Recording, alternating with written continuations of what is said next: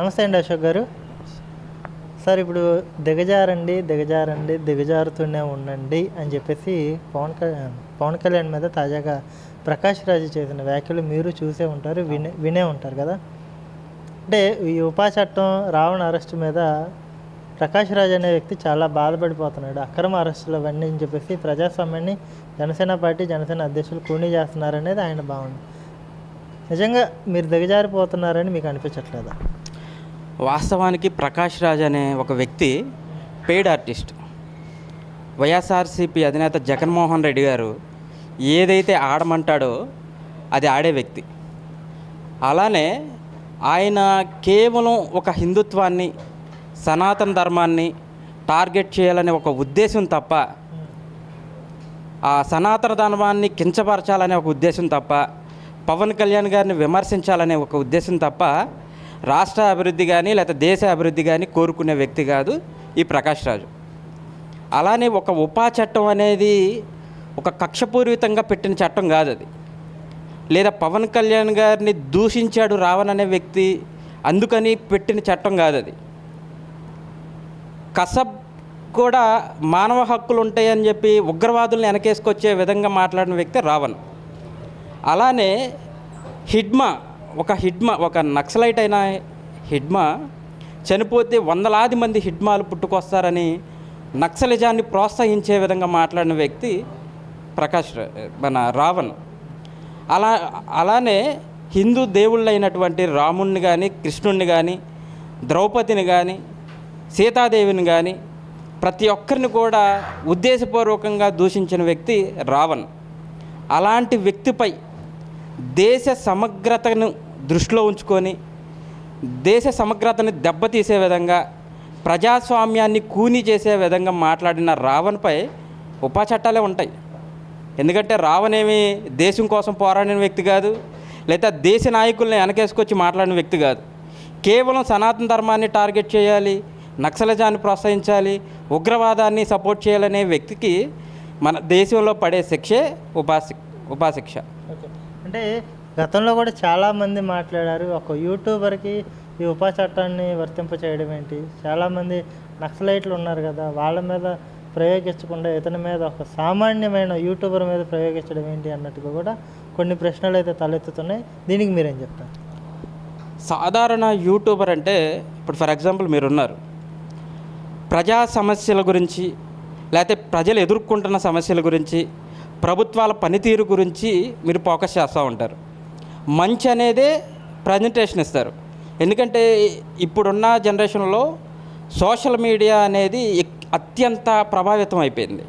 ప్రతి ఒక్కరు కూడా మీడియాలో ఏది చూపిస్తే అదే నిజం అనుకుని ఫీల్ అవుతున్నారు. ప్రతి ఒక్కరు కూడా, ప్రజలందరూ కూడా మీకులాగా మంచిని చూపించకుండా కేవలం కించపరచాలి లేదా దేశ సమగ్రతను దెబ్బతీయాలనే ఒక ఉద్దేశంతో మాట్లాడితే యూట్యూబర్ అవ్వచ్చు, లేకపోతే ఉగ్రవాదం అవ్వచ్చు, లేకపోతే నక్సలైట్ అవ్వచ్చు, ఎవరి మీదైనా సరే 10 మందిని ఉగ్రవాదం వైపు, నక్సలిజం వైపు నడిపించాలనే ఉద్దేశంతో మాట్లాడిన ఎవరినైనా సరే, ఎంత స్థాయి వ్యక్తుల మీదైనా సరే ఇలాంటి చట్టాలు కూడా వర్తిస్తాయని తెలియజేస్తున్నాను.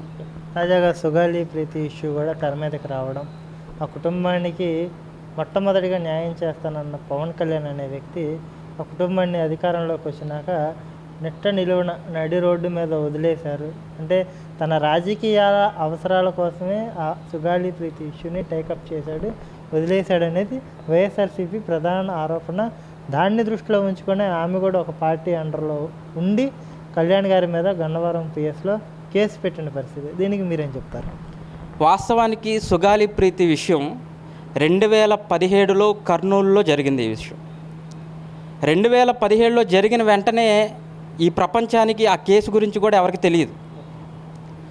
మొట్టమొదటిసారిగా సుగాలి పార్వతి గారు జనసేన పార్టీ అధ్యక్షులు శ్రీ పవన్ కళ్యాణ్ గారి దగ్గరికి వచ్చి, నా కూతురికి ఇలా అన్యాయం జరిగింది, మీరు నాకు అండగా నిలబడాలి అన్నా అని చెప్పి పవన్ కళ్యాణ్ గారిని అడిగితే, లక్షలాది మంది జన సైనికులతో కర్నూలు వేదికగా సుగాలి పార్వతి గారి సమక్షంలో అప్పుడున్న వైఎస్ఆర్సీపీ ప్రభుత్వాన్ని నిగ్గదీసి పవన్ కళ్యాణ్ గారు ప్రశ్నిస్తే, ఆ రోజు పవన్ కళ్యాణ్ గారు ప్రశ్నించిన 15 రోజులకే ఆ కేసుని జగన్మోహన్ రెడ్డి సిబిఐకి అప్పచెప్పడం జరిగింది. అలానే పవన్ కళ్యాణ్ గారు ప్రశ్నించారు కాబట్టే కేవలం పవన్ కళ్యాణ్ గారి మీద భయం ఉండి అప్పుడున్న వైఎస్ఆర్సీపీకి పవన్ కళ్యాణ్ గారు సుగాలి పార్వతీ గారు వెనకున్నారు అని చెప్పే 5 ఎకరాల పొలం, 5 సెంట్ల భూమి, ఒక ప్రభుత్వ ఉద్యోగం, ఎస్సీ ఎస్టీ అట్రాసిటీ చట్ట ప్రకారం ఆవిడకి వచ్చేలాగా చేశారంటే కేవలం పవన్ కళ్యాణ్ గారు ఆ కేసు విషయంలో నిలబడ్డారు కాబట్టే ఇదంతా జరిగింది. అలానే జగన్మోహన్ రెడ్డి అప్పుడున్న ప్రభుత్వంలో సిబిఐకి కేసుని అప్పచెప్పారే కానీ వారికి పంపించే ముందు ఎఫ్ఐఆర్ నమోదు చేయలేదు. ఒక ఎఫ్ఐఆర్ లేకుండా ఏ సిబిఐ కూడా ఇన్వెస్టిగేషన్ చేయదు. ఆ బుద్ధి జ్ఞానం అప్పుడున్న ప్రభుత్వానికి లేదా అని చెప్పి నేను ప్రశ్నిస్తున్నా. అలానే తర్వాత తిప్పి సిబిఐ జగన్మోహన్ రెడ్డి ప్రభుత్వానికి పంపించినప్పుడు మళ్ళీ అందులో ఉన్న లోటుపాట్లు సరిచేసి ఆ ప్రభుత్వానికి అప్పుడున్న సిబిఐకి పంపించాలి. కానీ ఈ కేవలం వైఎస్ జగన్మోహన్ రెడ్డి వైఎస్సీపీ ప్రభుత్వం నిర్లక్ష్యం చేసింది కాబట్టే సిబిఐ ఆ కేసుని పక్కన పెట్టడం జరిగింది. అంటే కేవలం 100% అప్పుడున్న వైసీపీ ప్రభుత్వం చేసిన నిర్లక్ష్యమే ఈరోజు ఆవిడ ఇంకా పోరాడే దిశలో ఉన్నారు. అలానే పవన్ కళ్యాణ్ గారు అధికారంలోకి వచ్చినాక ఉన్నతాధికారులతో ఈ విషయం గురించి మాట్లాడడం జరిగింది, వివరాలు అడిగి తెలుసుకోవడం జరిగింది. ఆవిడకి న్యాయం చేయాలని కూడా ఉన్నతాధికారులను కూడా కోరడం జరిగింది. కానీ ఈ వైఎస్ఆర్సీపీ ప్రభుత్వంలో అప్పటికి సంబంధించిన డిఎన్ఏ కావచ్చు, ఆధారాలు కావచ్చు, అన్నీ కూడా సాక్ష్యాలన్నీ కూడా సర్వనాశనం చేసేసారు. సాక్ష్యాలే లేనప్పుడు ఆ కేసుని ఏ విధంగా మనం నిలబడతాం? పవన్ కళ్యాణ్ గారు ఇప్పటికీ కూడా నేను చేయలేననే మాట ఎక్కడా కూడా సుగాలి ప్రీతి విషయంలో చెప్పలేదు. ఆవిడ ఒక బలి పశువులాగా వైఎస్ఆర్సీపీ నాయకుల చేతుల్లో ఒక బలి పశువులాగా ఆవిడకి అన్యాయం జరిగిందేమో కర్నూలులో కేవలం పవన్ కళ్యాణ్ గారిని టార్గెట్ చేసే విధంగా వైసీపీ నాయకులు ఎలా చెప్తే అలా ఆడాలనే ఒక ఉద్దేశంతో గన్నవరం వచ్చి అక్కడ కంప్లైంట్ పెట్టారు. అంటే ఆవిడ ఉద్దేశం ఏంటి? ఆవిడ స్వతహాగా తీసుకున్న నిర్ణయం కాదు ఆ కేసు కూడా. కేవలం వైసీపీ చేతిలో ఒక బలి పశువులాగా ఆవిడ ఆడుతున్నారు. కానీ పవన్ కళ్యాణ్ గారి మీద ఆవిడ ఎన్ని కుట్రలు చేసినా సరే ఒక ఆడబిడ్డకి అన్యాయం జరిగింది కాబట్టి పవన్ కళ్యాణ్ గారు ఎప్పుడు కూడా అలాంటి వ్యక్తులకి అండగా నిలబడుతూనే ఉంటారు. ఆవిడకి న్యాయం జరిగే విధంగా పవన్ కళ్యాణ్ గారు పోరాడుతూనే ఉంటారు. అదేలేండి, ఆయన ఒక సమావేశంలో నాయకులతో మాట్లాడుతూ పళ్ళున్న చెట్లకే రాళ్ళు పడతాయి అన్నట్టుగా కూడా తన ఆవేదనను వ్యక్తం చేశారు. అయితే ప్రభుత్వం వచ్చి 2 ఏళ్ళు అవుతుంది కదా. ప్రభుత్వం ఈ 2 ఏళ్ల పరిపాలనలో జనసేన ఏ మేరకు నెట్టుకు రాగలిగింది, ఎంత మేరకు అభివృద్ధి పనుల్లో నిమగ్నమైంది, ప్రజలకి ఎంత మేరకు సేవ చేయగలిగారు, ఈ 2 ఏళ్లలో మీ రిపోర్ట్ కార్డు ఏంటి అంటే మీరేం చెప్తారు? కూటమి ప్రభుత్వం ఏ లక్ష్యంతో అయితే అధికారంలోకి వచ్చిందో, ఏ హామీలు అయితే ప్రజలకి ఇచ్చిందో వాటికి ఇప్పటికీ పవన్ కళ్యాణ్ గారు కట్టుబడే ఉన్నారు. అదేవిధంగా పవన్ కళ్యాణ్ గారు ఏ శాఖలు అయితే తీసుకున్నారో ఆ శాఖలన్నింటిలో కూడా ప్రక్షాళన మొదలుపెట్టారు. అట్టడుగు స్థాయిలో ఉన్న శాఖలన్నింటిని కూడా ముందు వరుసలోకి తీసుకొచ్చి దగ్గర జాతీయ అవార్డులు పవన్ కళ్యాణ్ గారు తీసుకున్న శాఖకి 20 అవార్డులు వచ్చినాయి. గతంలో ఎప్పుడు కూడా ఆంధ్రప్రదేశ్ వైపు చూసిన దాఖలాలు లేవు అవార్డులేమి, కేవలం పవన్ కళ్యాణ్ గారు తీసుకోబట్టి వచ్చింది. అలానే అడవి తల్లి బాట అనే ఒక కార్యక్రమం ద్వారా గిరిజన ప్రాంతాల్లో ఓటు హక్కులు లేవు, అయినా సరే నాకు ఓట్లు కాదు ముఖ్యం, నాకు అభివృద్ధి ముఖ్యం. గిరిజనులకి ఎప్పుడు కూడా స్వతంత్రం వచ్చిన తర్వాత వాళ్ళు అభివృద్ధి చూడలేదు అని చెప్పి పవన్ కళ్యాణ్ గారు 1000 కోట్లు ఖర్చు పెట్టి దగ్గర ఒక 500 కిలోమీటర్ల వరకు ఆల్రెడీ రోడ్డు నిర్మించారు. మిగతాది కూడా త్వరలో కూడా నిర్మిస్తారు. డోలి మోతలతో వాళ్ళ భుజాలు కాయలు కాసేసాయి. ఏ ప్రభుత్వం గతంలో పట్టించుకున్న దాఖలాలు లేవు. కేవలం పవన్ కళ్యాణ్ గారు ఆ సమస్యలు విన్నారు, చూశారు కాబట్టే వారికి ఈరోజు రోడ్లు పడినాయి. కరెంటు వెలుగులను చూడాలి మొఖాలు కూడా ఈరోజు కరెంటు వెలుగులో ఆనందాన్ని చూసుకుంటున్నారు. అలానే వాటర్ సమస్య ఉంటే వాటిని కూడా పరిష్కరించడం జరిగింది. అలానే ప్రతి ఒక్క మ్యాజిక్ డ్రైన్స్ కావచ్చు, నీటి గుంటలు కావచ్చు, హనుమాన్ అనే ఒక కార్యక్రమం ద్వారా పక్క రాష్ట్రం నుంచి 3 కుంకి ఏనుగులు తీసుకొచ్చి అడవికి కాపలా, పొలాలకు కాపలా పెట్టిన వ్యక్తి పవన్ కళ్యాణ్ గారు. జల ద్వారా కావచ్చు, ప్రతి ఒక్క ఆయన తీసుకున్న శాఖకి 100% న్యాయం చేసుకుంటూ ముందుకెళ్తున్నారు. అందుట్లో అభివృద్ధి కూడా చూపిస్తున్నారు. అలానే ప్రభుత్వంలో భాగస్వామిగా ఉండి, మీరు అడిగిన క్వశ్చన్ ఇదే, ప్రభుత్వంలో భాగస్వామిగా ఉండి ఈరోజు అమరావతి అనే ఒక సెంటిమెంట్ మన ఆంధ్రప్రదేశ్ ప్రజలకి, అలాంటి అమరావతికి ఇప్పుడు వరకు దిక్కు దివాన లేదు. గతంలో కేవలం పవన్ కళ్యాణ్ గారి చొరవ వల్ల దానికి చట్టబద్ధత ఈరోజు వచ్చిందంటే అది కేవలం పవన్ కళ్యాణ్ గారు చేసిన కృషి అని కూడా నేను తెలియజేస్తున్నాను.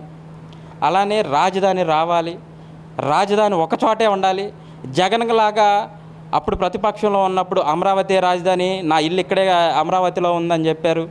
తర్వాత అధికారంలోకి వచ్చినాక 3 రాజధానులు 3 చోట్ల నేను అభివృద్ధి చేస్తా, రౌండ్ చుట్టేస్తా అని చెప్పి మాట్లాడారు. అట్లానే ఇప్పుడు చూస్తే మళ్ళీ మావినిగా నేను ఇస్తున్నారు.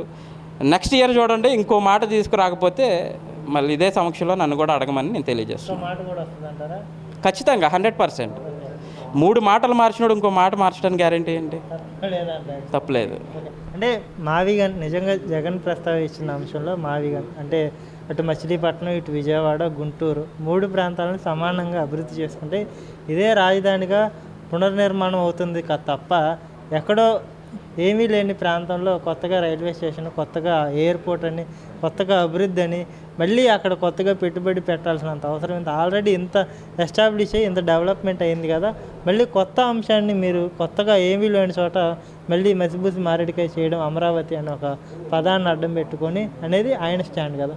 అంటే ఈ విషయంలో కూడా కొంత ప్రజలు జగన్ యొక్క అభిప్రాయాన్ని ఏకీభవిస్తున్న పరిస్థితి. దీనికి మీరేం చెప్తారు?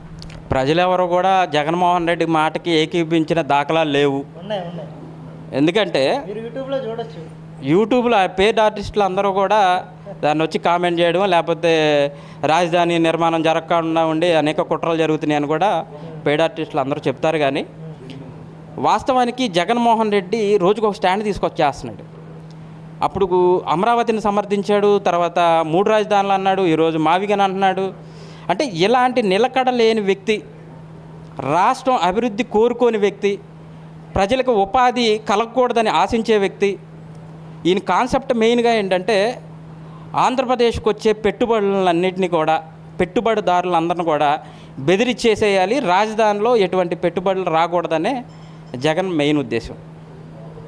ఓవరాల్గా ఏం చెప్తారంటే కళ్యాణ్ గారికి ఈ మధ్యకాలంలో అనారోగ్యం పాడై కొంచెం భుజాలకి శస్త్రచికిత్స చేయించుకున్న పరిస్థితి.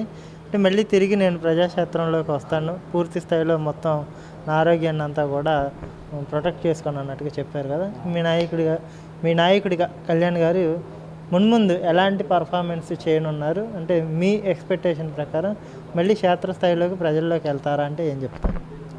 వాస్తవానికి పవన్ కళ్యాణ్ గారికి 2 భుజాల ఆపరేషన్ జరిగిన ముంబైలో ఉన్నా సరే, అక్కడికి వెళ్ళే ముందు ఏదైతే అధికారిక కార్యక్రమాలు ఉన్నాయో ఆ కార్యక్రమాలనే నేను కంప్లీట్ చేసుకుని వెళ్తాను అక్కడికి అని చెప్పి, అధికారిక కార్యక్రమాలు కావచ్చు, పార్టీ అభివృద్ధి కార్యక్రమాలు కావచ్చు, ప్రజలకి అండగా నిలబడే కార్యక్రమాలు కావచ్చు, ప్రజలకి అభివృద్ధికి నోచుకునే కార్యక్రమాలు కావచ్చు, ఇవన్నీ కంప్లీట్ చేసుకొని అక్కడికి వెళ్ళారు. పవన్ కళ్యాణ్ గారు అక్కడ హాస్పిటల్ బెడ్ మీద అయితే ఉన్నారు, కానీ ఆయన మనసంతా కూడా ఆంధ్రప్రదేశ్ రాష్ట్రం అభివృద్ధి మీదే ఉంటుంది. ఆ బెడ్ మీదే ఉండి మన జనసేన పార్టీ కమిటీలన్నీ కూడా పూర్తి చేయడం జరుగుతుంది. అదే బెడ్ మీద ఉండి రాష్ట్రంలో ఉన్నటువంటి సమస్యల మీద అదే బెడ్ మీద ఉండి ఆయన స్పందిస్తున్నారు. అంటే నిజమే అది. పవన్ కళ్యాణ్ గారి మనసు ఎప్పుడూ కూడా ఆయన ఎంత కష్టాల్లో ఉన్నా సరే ప్రజల సుఖంగా ఉండాలని కోరుకునే వ్యక్తి పవన్ కళ్యాణ్ గారు.